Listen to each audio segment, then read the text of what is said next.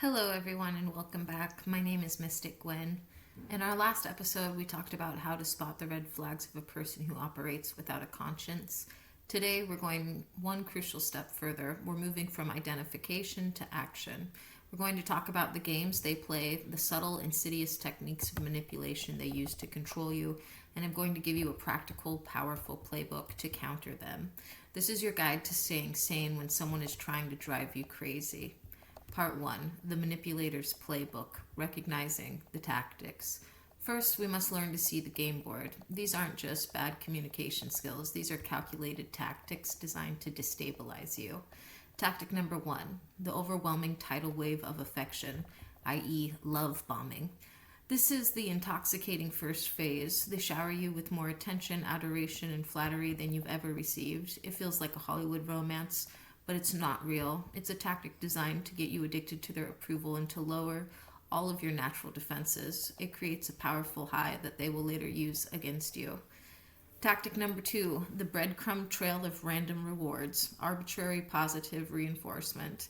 Once they have you hooked, they switch tactics. The constant flood of affection stops, and it's replaced by unpredictable random moments of kindness, a sudden compliment, a small gift after a day of coldness.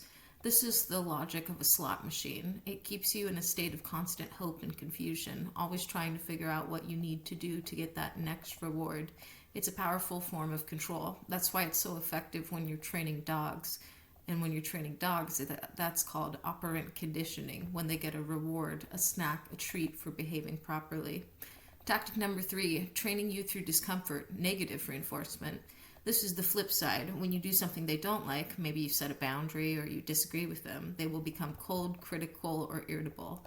The moment you back down and comply with their wishes, the discomfort is removed and they become nice again. Over time, this trains you to avoid any behavior that displeases them.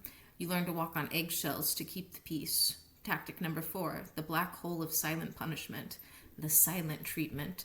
This is one of the most cruel and common tactics. When they are displeased, they don't yell, they vanish. They refuse to speak to you, look at you, or acknowledge your existence. This is not a healthy cool-down period. It's an act of profound psychological violence designed to make you feel abandoned, invisible, and so desperate for right connection that you will apologize for anything, even things you didn't do, just to make it stop. Tactic number 5. The fog of war, smoke screens. This is when you try to have a serious conversation and it descends into chaos. They will use word salad, a jumble of accusations, circular arguments, and unrelated topics to create a dense fog of confusion. You will walk away from the conversation with no resolution, feeling dizzy and completely drained, not even sure what you were just arguing about. The goal is not to resolve the issue. The goal is to exhaust you into submission.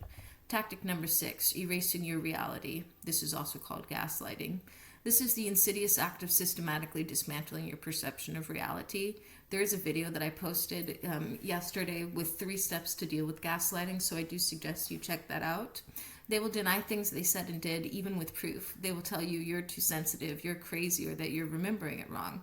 Over time, this can make you profoundly doubt your own memory, your judgment, and your sanity. It's the foundation of their control. Tactic number 7, weaponizing your emotions. This is a particularly cruel tactic. You will express a feeling, I feel hurt when you do that, and they will turn it against you. They will say, you're just trying to make me feel guilty, or I can't believe you try to manipulate me with your feelings. Your genuine emotions are framed as a flaw or in attack, forcing you to stop expressing them. Tactic number 8, the puppet master. This is also called triangulation.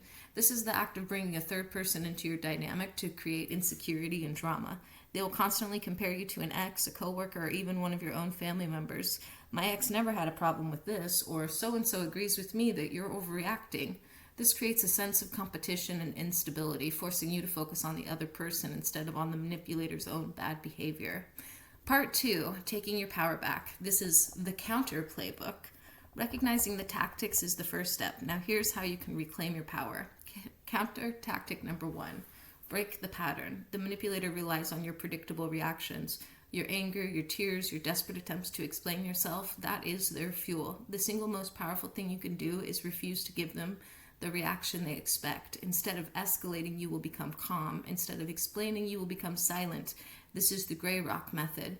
You become as boring and unresponsive as a gray rock. This starves them of the drama they feed on. Counter tactic number 2, Be like a broken record. This is for when you need to set a boundary. You state it calmly and firmly, and when they try to argue, debate, or bully you, you do not engage with their new points. You simply repeat your original boundary in the exact same calm tone of voice over and over again. I will not discuss this while you are yelling. I understand that, but I will not be doing that. I hear you, but my decision is final. You are calm, you are unmovable, you are a wall. Counter tactic number 3, detox from the fog, fear, obligation, and guilt. These are the 3 primary emotions manipulators use to control you. You must begin the work of deprogramming them. When you feel a wave of guilt, ask yourself, is this my responsibility or have I been trained to feel this way? When you feel fear, ask, what is the real threat here? And what is just a feeling they have installed in me? You begin to untangle their programming from your own truth. Counter tactic number 4, name the demon. Put the manipulation into words. This is an advanced technique, but it can be incredibly powerful. In a calm moment, you can simply and factually name the tactic they are using. I feel like you are trying to make me doubt my own memory of what happened. Or, when you bring up your ex in arguments, it feels like you're trying to make me feel insecure. This is not an accusation, it's a calm observation. It pulls the manipulation out of the shadows and into the light, and often it will short-circuit their entire game. Counter tactic number 5. Destroy the manipulation by stating your conditions. This is the ultimate power move. This is where you explain the conditions for your continued relationship or interaction. This is not a threat. It is a statement of your new reality. I'm happy to have a conversation with you, but my condition is that we will speak respectfully to each other. The moment there is yelling or name-calling, the conversation is over and I will walk away. You are not asking for their permission. You are informing them of your rules. This is not easy work. It's the work of a lifetime, but it is the path to reclaiming your mind, your peace, and your power. Thank you for being here today. If this was helpful, please subscribe. For personal one-on-one guidance, you can always reach me at askmysticgwen@gmail.com. I'm Mystic Gwen. Be kind to yourselves, and I'll see you next time.